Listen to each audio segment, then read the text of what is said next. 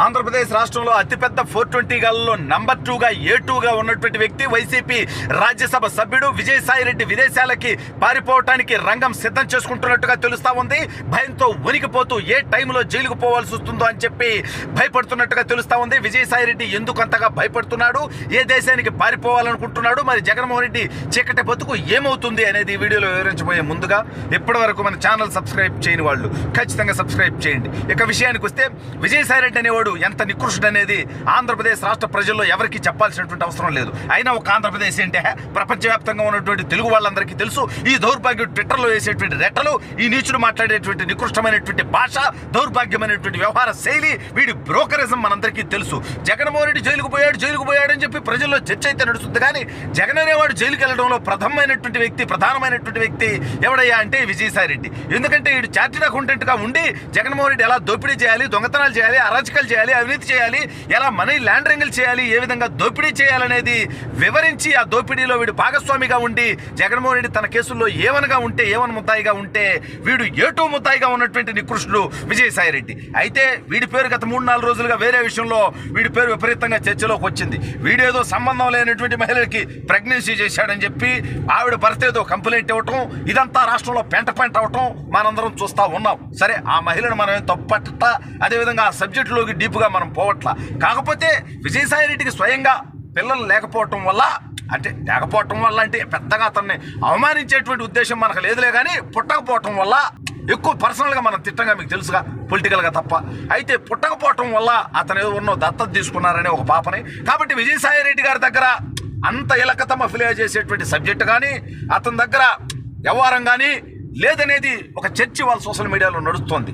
సరే, అది ఉందా లేదా మనకు అనవసరం. అతను ఉంటే ఏంది, లేకపోతే మనకేంది. ఇలాంటి 420 గాడి మీద ఎన్నో ఆరోపణలు ఉన్నాయి. వీడికి పెద్ద తెల్ల గడ్డం ఉందని వైజాగ్లో.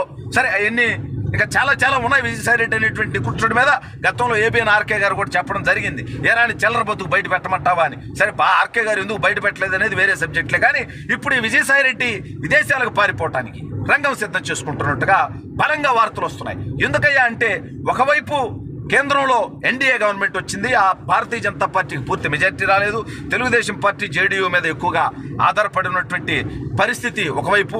మరోవైపు జగన్మోహన్ రెడ్డి గత 5 సంవత్సరాల్లో చేసినటువంటి అరాచకాలు, అందులో ఈ విజయసాయిరెడ్డి గారు ఉత్తరాంధ్రలో వెలగబెట్టినటువంటి దౌర్భాగ్యాలు.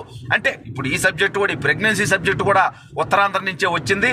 ఆవిడ కూడా ఈ యొక్క ఆర్థిక పరమైనటువంటి అసంబద్ధమైనటువంటి లావాదేవీల్లో భాగంగానే విజయసాయిరెడ్డికి సన్నిహితమైందనేటువంటి వార్తలు కూడా వస్తా ఉన్నాయి. సరే, అవన్నీ పక్కన పెడదాం, ఆ సన్నిహితాలు అనేది తర్వాత సబ్జెక్టు. ఇప్పుడు ఇది చేసినటువంటి అవినీతి ఏదైతే ఉందో ఉత్తరాంధ్రలో, అక్కడ కబ్జా చేసి వందలాది ఎకరాలు భూములు దోచుకొని అక్కడ ఎంతో మందిని భయపెట్టి బెదిరించి వీడు చేసినటువంటి దందాలన్నీ కూడా ఒక్కొక్కటిగా విచారణ అయ్యేటువంటి పరిస్థితి వస్తుందనేటువంటి భయం, బాధ, ఆందోళనతో వీడు ఇప్పుడు విదేశాలకు పారిపోయి, ఏదైతే నీరవ్ మోదీ, లలిత్ మోదీ, అతను ఎవడు కర్ణాటకలో ఉంటాడు, వాడి పేరేంది, విజయ్ మాల్యా, వీళ్ళంతా ఏ విధంగా అయితే లండన్ పారిపోయాడు, దాక్కొని ఈ కేసుల విచారణని తప్పించుకుంటూ జైలుకు పోకుండా దాక్కుంటా ఉన్నారో, ఆ రకంగా ఈ యొక్క విజయసాయిరెడ్డి కూడా విదేశాలకు పారిపోతే ఈ కేసుల నుంచి తప్పించుకోవచ్చు. పైగా ఈ ముసలి వయసులో ఆడి వయసు ఎంత, ఇప్పుడు దాదాపు 70కి వచ్చింది. ఇక ఈ వయసులో వాడు ఎటువంటి ఏం పీకాలి, వాడికి ఏమన్నా రాజకీయంగా పెద్ద గోల్స్ ఉన్నాయేమో. నెల్లూరు వచ్చి పోటీ చేశాడు, నా సొంత ప్రాంతం, నేను ఇక్కడ పెరిగా అని. ఈ నా కొడుకు పుట్టి పెరిగితే ఏమన్నా నెల్లూరుకు ఉపయోగమా? ఇదేదో ఒకటి నెల్లూరుకి చేస్తే ఉపయోగం, నెల్లూరు లోట్లు వేసేవాళ్ళు.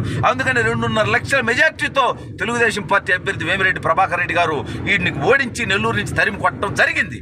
అయితే ఈ నేపథ్యంలో ఎట్టా వీడికి రాజకీయంగా కూడా పెద్ద అంబిషన్లు ఏమీ లేవు.